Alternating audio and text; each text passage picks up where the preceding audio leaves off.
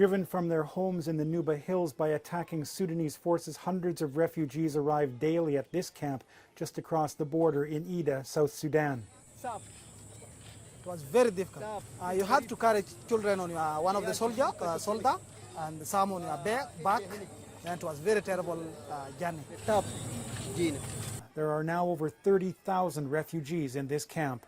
The United Nations doesn't want these people here. It says this camp is too close to the border, too close to the conflict. And in fact, it won't even call this an official refugee camp. It calls it a transit camp. And what that means is the UN won't supply long-term aid, things like agricultural supplies and education. That means much of the work in this camp is done by NGOs, the largest of which is the Christian aid group Samaritan's Purse. The international community is only now starting to bring in the necessary supplies in terms of food and medical support and other things that people need. Many of the children showing up here are sick, near death. Tiffany Young manages the Samaritan's Purse clinic, treating them. Right now there are 24 children in her care, but the camp's population is expected to triple this year, pushing her clinic past capacity. We could probably right now take up to maybe 40 inpatients, but I think if it was above that, we're not prepared for that. In fact, this whole camp can barely handle the people it's already got. This is a difficult place to live in because it's not set up for 30,000 people to live here. There's just enough water for the people that are here, probably just enough. There's not enough sanitation facilities. Despite that, the Nubian refugees continue to stream across the border, heading to this camp because, for all its hardships, it's a better place than they left. Kevin Green, CTV News, Ida, South Sudan. For over 140 years, McDougall Church graced the foothills west of Calgary. Last year, it burned. At first look, it seemed it was gone forever. The site means a lot to us and our family. My great-great-great-grandfather built the church. Brenda McQueen chairs the McDougall Stoney Mission Society. She sees hope in the ashes. We can restore this beautiful building that everybody knows and has seen so many pictures of. Restoring a historic site requires reusing as much of the remaining material as possible. Under the charred surface, Dave Chalmers still sees solid bones, a good sign, he says. We're probably seeing about an inch or two of charring, but as we peel those layers back, inside there you're seeing a lot of stable building material. He's been enlisted to help bring the church back to life. In restoration, it's important to look at the material, and we really want to preserve as much of the original fabric as possible. But I think it's also important to look at the craft and look at how it was built and the methods that were used to build it. Sitting in the traditional land of the Stoney Nation, McDougall Church is an archaeological treasure trove. It's one of the oldest structures on the prairies, the square nails protruding from the burned-out window, an indication it was built before the railway punched its way west. Before any rebuild starts, archaeologist Kendra Colomea will examine the site. In terms of what I would like to find, anything that offers those little extra glimpses into the personal lives of people and who they were when they were living here at the time. Historic restorations are expensive. The province has committed matching grants, but the society needs cash to make those kick into gear. It's planning a series of public events here throughout the summer to raise its profile and fill its coffers. It's confident that in years to come, the little white church on the prairie will rise from the ashes. Kevin Green, CTV News, near Morley. South Sudan contains some of the most remote places on earth, and one of those places is the village of Werkok.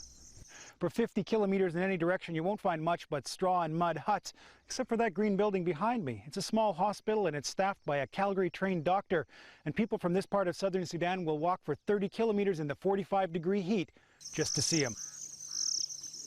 At 5:30 in the morning, the sun is just breaking, but the windy dirt road that leads here is already busy with patients, and people are lined up outside the hospital gates. Most walked through the night to get here. One of them is Rhoda Amol Chor. She says until this hospital arrived, people were suffering. The next nearest hospital is another day's walk, and most people won't go there because there are rats and there's human waste on the floor. She says this hospital with its doctors is a godsend. Jack Kuchkon is one of the doctors. This is a typical day for him. A child with symptoms of malaria, another who's been bitten by a scorpion. Not the stuff a doctor in Calgary would see, but that's where Kuchkon finished his medical education, and he says it's paying off here in Sudan. Those things gave us a very good vision. That show us how, as a doctors, how we can deal with our people in the community, with the patient, and so on in the general population here in this area. In the examination room next door is another refugee doctor. Deng Meom Deng treats a young girl who fell into a fire and then boiling water spilled on her arms. This might be the best hospital for several hundred kilometers, but Dr. Deng still has no anesthetic to offer the girl as he works.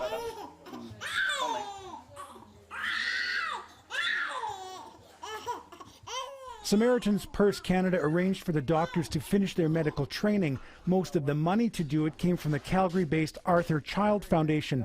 The man who heads that foundation is here in Sudan to see how its investment is paying off.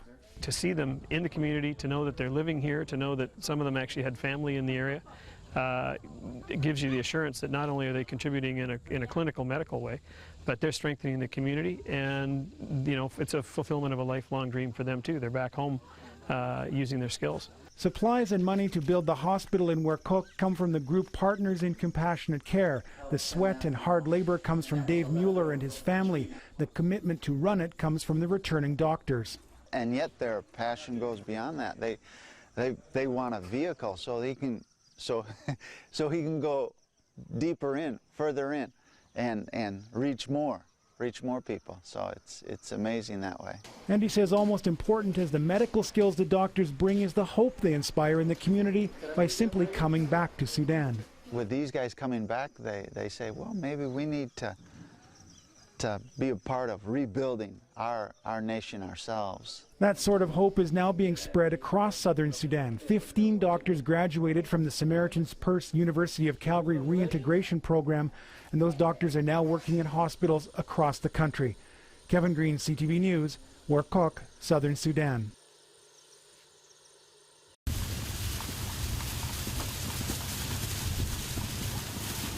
The thunder of hooves and the ring of cell phones. Except for that and the blackberries, it could be 100 years ago. Like a scene from the past, 200 rodeo horses are being driven across the prairie east of Calgary. It's really special because it's part of our heritage, and Calgary does such a good job of keeping that heritage alive. For the riders, some of whom paid $15,000 to be a part of it, the drive is a way to reach back and touch their past. My great-grandfather settled the High River area in 1884, and I could just imagine what his life must have been like, running his herd, running the cows, worked out at the Bayou. For others, it's about cementing relationships for the future. My dad's the foreman of the Calgary Stampede Ranch, so I've been practicing for him for a couple months, just getting the horses ready and getting them in shape and practicing like that. And my dad and I are really close, so it's pretty cool that we get to do this together.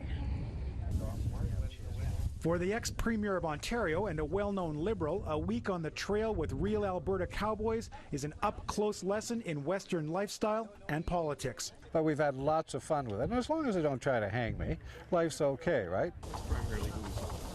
But mostly, it's just about the horses, the scenery, and the ride. When you get out on the open range and you're just going through the rolling hills, it is pretty spectacular country. The big country, the big skies, the big vistas, and with the horses all thundering along and the grass rustling. It really is, from my point of view, a wonderful experience just to be part of this. And it's a little piece of the old West.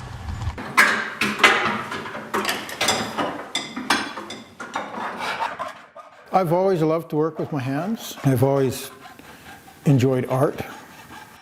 For me, the exciting part is every day's new.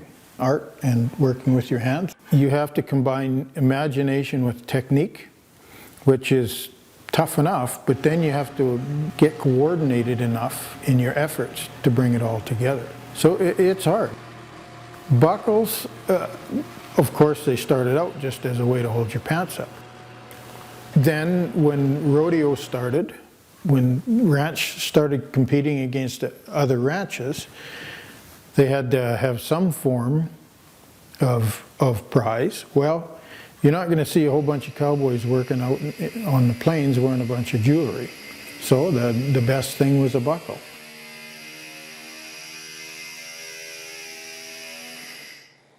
To me, one of the most important things about the Stampede that's always struck me was the ICU bucking horse. And that was a real horse. That was a horse that Guy Wiedeck bought. He was literally branded on his neck IC, which means intended condemned, because he kept bucking guys off. Guy Wiedeck heard about this horse, bought him, brought him up here, and it's always stuck in my mind. So I wanted to incorporate that into the buckle.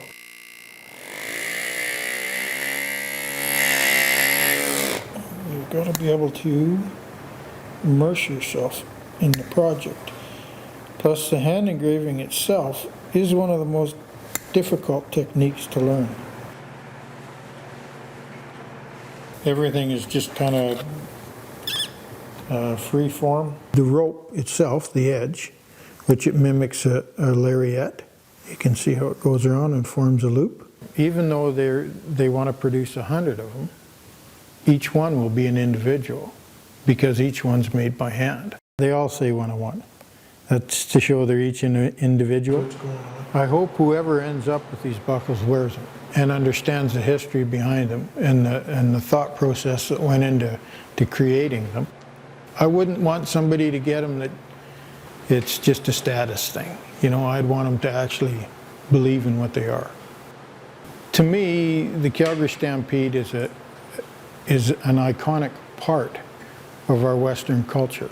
I feel it's my responsibility and my duty to carry that on.